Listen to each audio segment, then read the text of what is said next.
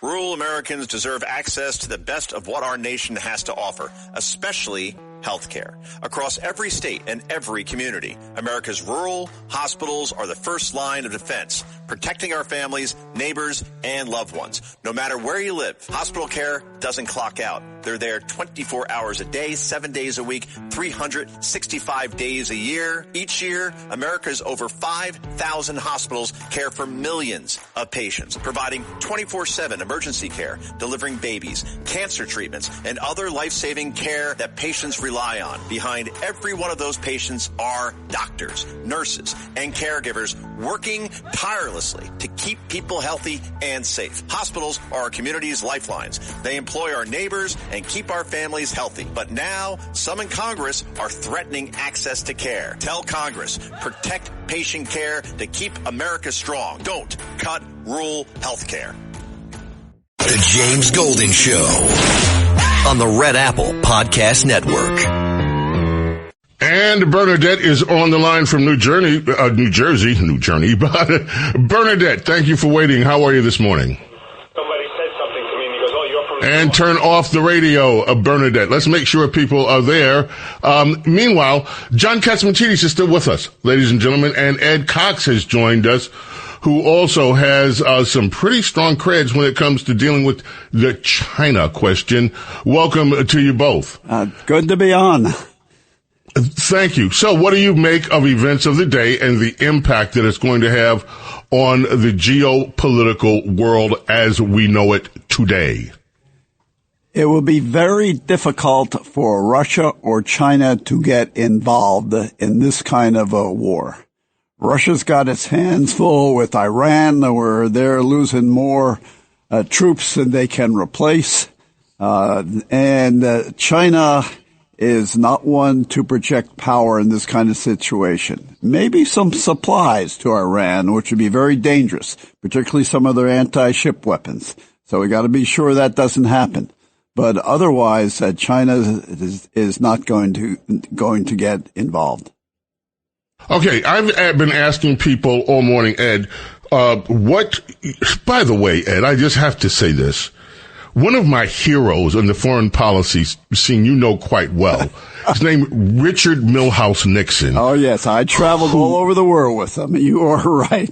He was a terrific analyst of foreign policy, and after every stop we made and the leaders he talked to, we talked about it, and he and they, and this is when he was a former president, they dealt like equals, and he understood what they were saying, they understood what he was saying. And his advice was valued all over the world. Absolutely. So I just want to just ask you about this. When you start a military mission, the fear is it never goes as planned. You either come out something better than expected or something worse than expected. Best case scenario, worst case scenario. What do you think? Well, you got to look at Trump's background and what he did with military actions. The very first one that he took, it was in response to the deal between FDR and Abdulaziz, who was the start of the Saudi dynasty, obviously, and that is they supply us with oil, we defend them, particularly against Iran. Iran attacked their refineries, and no deaths. So we had to respond. And the planes were on the way. They were honed in. And with 10 minutes to go, he was informed 300 Iranians would be killed. He said, whoop, call it off. The commander said, oh, blank. But he managed to call it off just in time. And everyone's, he's not that big red line, between FDR and Abdulaziz. But several months later, he took out Soleimani, which was a much better response because that destroyed the person who was at the center of the Iranian crescent from Hamas to Hezbollah and in Iraq with the militants there and over to the Houthis. And he was the key to it. And by taking him out, that was his response, a very smart response. He didn't forget, and he did it in the right way. So The next was, of course, taking out Maduro. A nice in and out. Yeah, 32 Cubans were killed, but they were supposed to be defending Maduro. The Delta Force, they just wipe out anyone in their way to get their mission done. And they got it done. That's a message to Cuba, too. But no immediate regime change. Same with the B-2s taking out the Iranian nuclear. Israel cleared the way. No aerial defenses. We sent the B-2 in, and that took out the Iranian nuclear capability for the time being. So, by the way, that's you his mentioned history. something it's very here. Intelligent use of force, and I think Very that's what's intelligent going use on of here. force. Good. I have to ask you this. You just mentioned Cuba in passing. Yesterday, the story broke that the Trump administration is talking with it. There's a dialogue underway. Don't quite know what that means. But Donald Trump floated the idea of a friendly takeover of Cuba by the United States. It's already happened because it was collateral damage with taking out Maduro.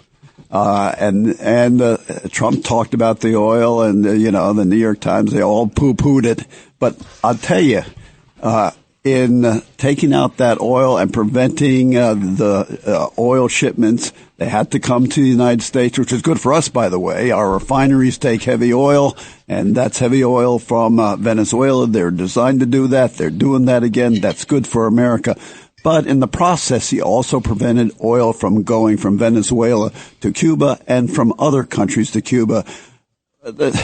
Cuba, under socialism, under communism, is a dead country. I travel there, and it's just dead. I mean, there's no activity. Everyone's shuffling around, looking lost. And it used to be one of the most vibrant countries in Latin America, destroyed by communism. And so what he has done now, he said, okay, I'll start supplying with oil. So he's got control now of the most important thing that they need, oil to power their electricity plants so that people can have some kind of a life there. So he has really taken it over by taking over their oil supply. Wow. Pretty amazing. Ed Cox, thank you for joining us. Again, just as I said to KT, we're going to have you back for longer discussions. We are looking at a fundamental change in what is called, and I say in quotes, the world order. I know how that hits conspiracy theories. I can't go too far in this. Remember, this is very strategic, and it's going to be limited in a way. Just take out military assets and the people who took out the protesters, who killed up to 40,000 protesters. We'll see what happens with the people in the streets. We'll see what happens.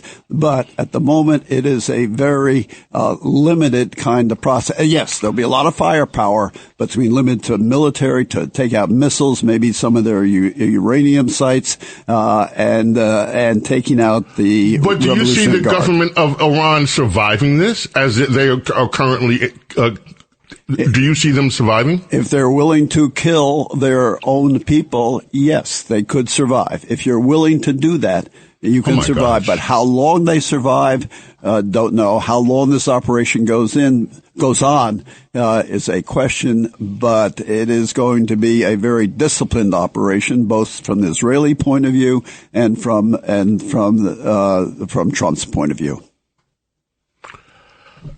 If it is, you just stunned me, Ed, to be totally frank with you, because if the leadership somehow survives, how is it possible to see this as a success? And I'm not talking about from a strategic point of view. I'm talking about from the public opinion point of view. Well, because they will not be able to create missiles that could send a nuclear capable. Remember, they have enriched uranium that they've already enriched someplace in Iran. And they could turn that into some kind of a nuclear device, and they put it on a missile and send it our way. That's the danger, and by taking out the missiles and taking any chance that they do that, That is one of the purposes of this what's going on now militarily in Iran. Yeah. And again, I just think that, and look, I could be wrong on this, but and hopefully we'll never find out. If there is any chance that the current regime in Iran is still in power at the conclusion of this operation, I think no matter what else happens, the mission would be deemed a total failure. I don't think that you can have as an acceptable resolution for this the regime still staying in power. I think as long as, look, they were rebuilding their missile supply. And by the way, some of the missiles might be capable of taking out an aircraft carrier. I mean, these are the kinds of things you have to think about. And certainly by taking out their missile supply and and where they manufacture the missiles, and by making sure that, now look, the Iranians may come and say, okay, we got about 10 seconds. We will give up. We'll give up what we have, nuclear stuff. They might do something like that. So there are other resolutions to this which would be satisfactory for our defense purposes. Ed Cox, thank you so much. James Golden, our number duo in the can. Our number trio coming up. The Princess of Policy will be coming up in the third hour, as well as America's Small Caffeinated Mom. And we're going to have another surprise visit from Joel Rosenberg and more. So whatever you do, keep it right here. Do not go away. Thanks for listening to The James Golden Show. You can hear The James Golden Show Saturday mornings at 7. If you like the podcast, share it with your friends and listen anytime at WABCRadio.com and download the WABC Radio app. Hit that subscribe button on all major podcast platforms. Plus, follow WABC on social on Instagram, TikTok, Facebook, and X. See you next time for a new episode so you never have to wonder, what the heck is going on here? Rural Americans deserve access to the best of what our country has to offer, especially health care. Across every state, every community, America's rural hospitals are the first line of defense, protecting our families, neighbors, and loved ones. No matter where you live, hospital care doesn't clock out. They're there 24 hours a day, 7 days a week, 365 days a year. Each year, America's over 5,000 hospitals care for millions of patients, providing 24/7 emergency care, delivering babies, cancer treatments, and other life-saving care that patients rely on. Behind every one of those patients are doctors, nurses, and caregivers working tirelessly to keep people healthy and safe. Hospitals are our community's lifelines. They employ our neighbors and keep our families healthy. But now, some in Congress are threatening access to care. Tell Congress, protect patient care to keep America strong. Don't cut rural health care.